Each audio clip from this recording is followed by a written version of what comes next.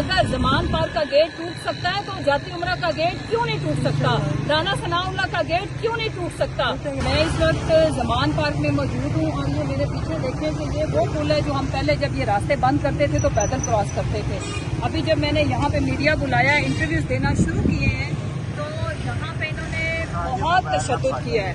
اس طرف لوگ انہوں نے تشدد کیا ہے. میرے ساتھ جتنے لوگ آئے تھے جب میں آئی ہوں تو بہت لوگ مجمع اکٹھا ہو گیا تھا مجھے دیکھ کے, اور میں چونکہ انٹرویو دیتی ہوں میں نہیں گئی کہ اریسٹ کرتے ہیں تشدد کرتے ہیں تو کریں. تو یہاں پہ ہمارے ساتھ ایک بندہ بھی کھڑا نہیں ہونے دے رہے, ایون بچے بھی گزرتے ہیں تو انہیں بھی مارتے ہیں. جو کنٹینر تھا اس کو بھی توڑ پھوڑ کر کے یہاں سے لے گئے ہیں, ایک ایک چیز یہاں سے اٹھا کے لے گئے ہیں. مجھے جب یہاں پہ دیکھا ہے, میرے آنے سے پہلے یہ پولیس اور یہ رینجرز یہاں پہ نہیں تھے, لیکن ابھی جب مجھے دیکھا ہے تو یہ ساری فورس یہاں پہ آئی ہے اور اب یہ نیکسٹ آرڈرز کا ویٹ کریں, شاید لیڈیز پولیس آئے تو مجھے اریسٹ کریں.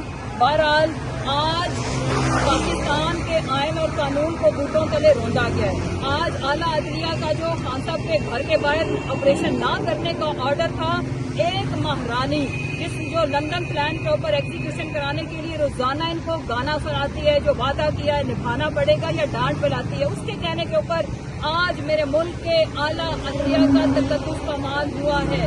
اور اس طرح کسی بھی پولیٹیکل لیڈر کا گھر محفوظ نہیں رہے گا. اگر زمان پارک کا گیٹ ٹوٹ سکتا ہے تو جاتی عمرہ کا گیٹ کیوں نہیں ٹوٹ سکتا؟